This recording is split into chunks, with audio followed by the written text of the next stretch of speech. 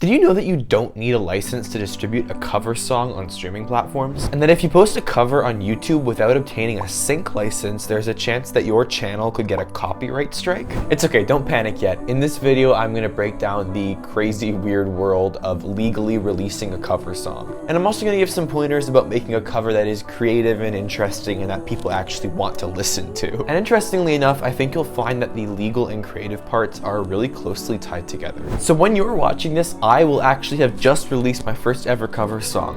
About a year ago, I posted a cover of Je te laisserai des mots on YouTube Shorts, and I got over 100,000 views, so finally I made a full version, and you know, I worked hard on it, I was really proud of it, so I wanted to release it on streaming as well. Anyways, because of this, I finally dove into this weird world of licensing and copyright, so here's everything I learned, hopefully packaged up really nicely for you in this video. So let's break it down. You can cover any song. No exceptions. This is part of what's called the compulsory license, which basically stops copyright holders from being absolute insufferable tyrants. So when you own the copyright of a musical work, you can decide a lot of things. Like you can decide, where it can be used for the most part, and if someone uses it, are they able to monetize fully or partially, or can they not monetize that content at all? But there are some limitations to what you can impose so that the Scooter Bronze of the world just can't run free. So one part of this compulsory license is that anyone is able to obtain a mechanical license to cover any song that they want. No copyright holder is allowed to say, no, you can't cover my song. So before we get into the nitty-gritty of how to actually obtain the right licenses, you need to make sure that your song is actually a cover song by the legal definition. So this is from the American Copyright Office. Musical arrangement. A compulsory license includes the privilege of making a musical arrangement of the work to the extent necessary to conform it to the style or manner of interpretation of the performance involved. But the arrangement shall not change the basic melody or fundamental character of the work and shall not be subject to protection as a derivative work under this title except with the express consent of the copyright owner. Damn it. I'll just start by saying that this entire clause is just one massive gray area. This is why copyright law is so confusing and frustrating, and we get these stupid cases like the Ed Sheeran Marvin Gaye thing. So let's break it down. The first sentence means that you are absolutely allowed to change the genre and the style of a work. So if I wanted to do an intimate acoustic version of this song, that's totally cool. Whores in this house, there's some whores in this house. From the top, make it drop, that's some wet ass. Well, it's not cool, it's awful and should die, but it's definitely legal. But then it goes on to say that you can't change the melody or the fundamental character of the work beyond the extent necessary to suit the new style. So if I wanted to turn this song into a Schoenberg-style 12-tone row, From the top, make it drop, that's some wet ass. I'm probably entering a gray area. Because while I would be fundamentally changing the melody, I could also probably argue that that's kind of necessary for the Schoenberg style. What I absolutely can't do though is change the lyrics entirely or add a verse that dives into a critical race analysis of neoliberalism in America. So when Weird Al Yankovic or Captain Sparkles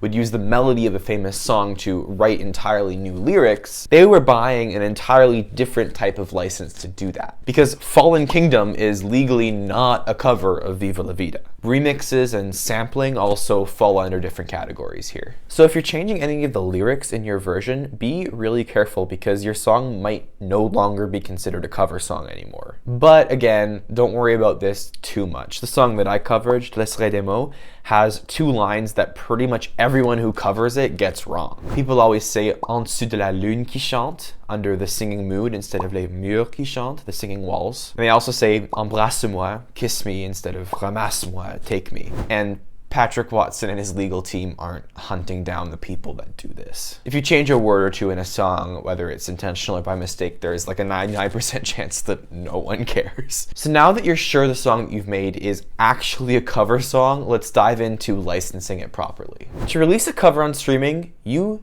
don't need to do anything. Streaming services are all part of the MLC, the Mechanical Licensing Collective, which was launched back in 2019. Basically, all the major streaming services have these agreements with the publishers that means they automatically pay them their share of royalties. So when you upload a cover song with your distributor, just check off that it is a cover song and add the name of the original composer, and the streaming services will do the work for you and make sure that the royalties are split properly. So when you cover a song, you actually own the master, the unique recording, but the original songwriter or whoever represents them still owns the composition. But so you're probably thinking, if you don't have to do anything for streaming, what is this whole compulsory license business? I feel like the reason this is all a bit confusing is because these copyright laws were written before the streaming era. So the actual United States Copyright Office states that a person may obtain a compulsory license to make and distribute phonorecords of a non-dramatic musical work, including by means of a digital phonorecord delivery. Can you tell this shit's old? So phonorecords refers to all physical sales of music. CDs, cassettes, vinyls, probably some more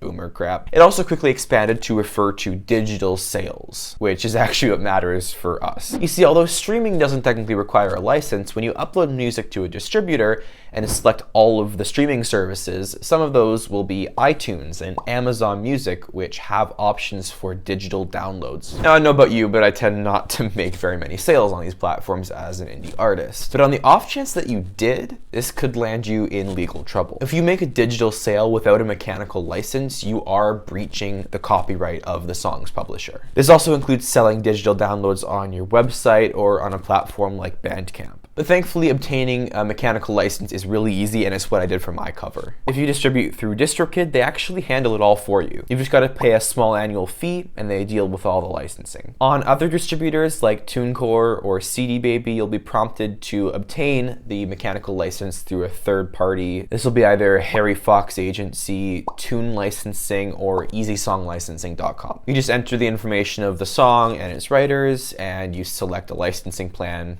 Simple enough. But if you're on a really tight budget, you're probably just thinking, oh, I just won't distribute to any of these stores. Now, you'll find with some distributors like TuneCore and CD Baby that this is actually an option, but if you're like most people and you distribute through DistroKid, you'll find that you are actually obligated to pay that annual licensing fee. That's because, bombshell alert, all of the information in this video only applies to the United States. Now, this stuff is similar in most places, but some different countries have different laws for sales and distribution.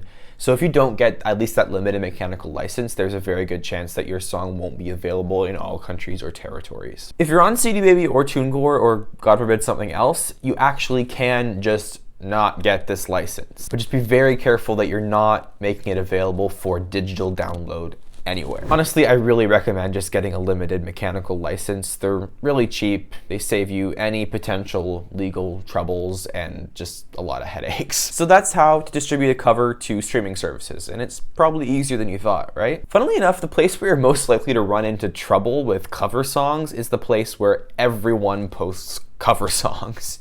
YouTube. When you release a cover on streaming services, provided that you're following all the rules and you're not making any digital sales without a mechanical license, there is nothing that a copyright holder can do to stop you. On YouTube, though, it actually works a bit differently. YouTube has something called a content ID system, which is an agreement with most publishers that notifies them whenever their song is being used or covered by someone else on YouTube. Now, here's the thing. These publishers can do whatever they want when they get this notification. They could take your video down or issue a copyright strike to your channel. This is really rare though, because publishers are strongly incentivized to monetize a video instead of just taking it down. The Content ID system allows publishers to really easily monetize a video, so they get either part of, if not all of, the ad revenue depending on the agreement they've signed. There's still the occasional asshole though who would rather issue a copyright strike against an independent artist showing appreciation and love for their song rather than make free money. I'm pretty sure whoever owns the copyright for the Eagles discography is particularly infamous for this. But all this considered, there's actually a really easy way to just make sure that if you post a cover on YouTube,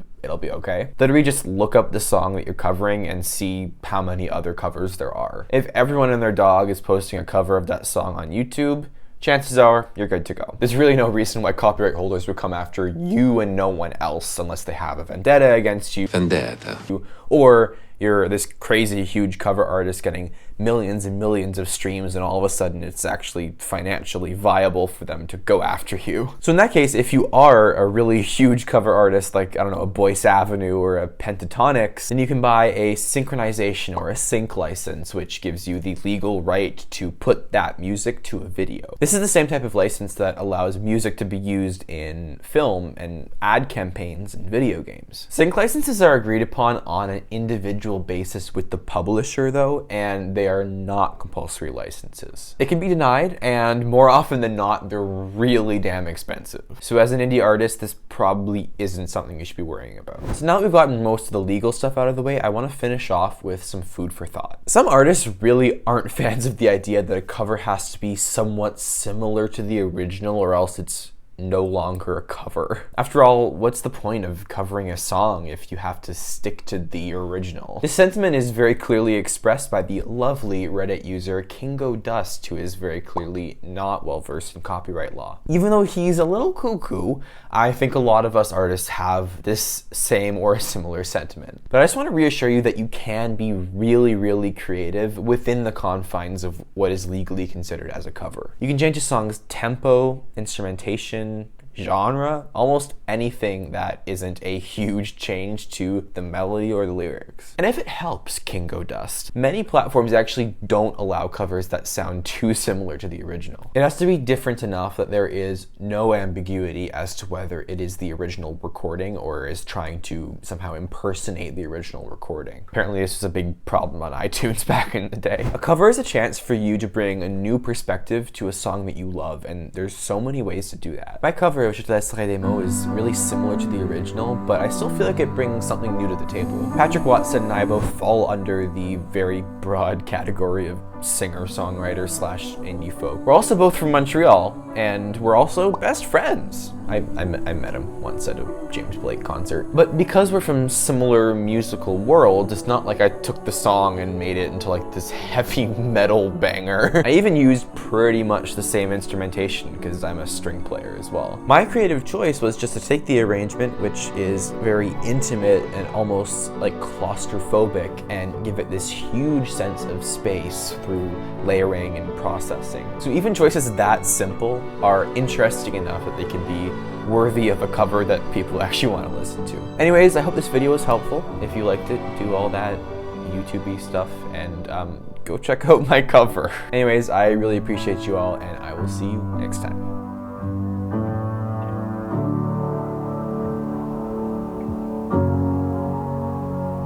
Je te laisserai des mots en dessous de ta porte.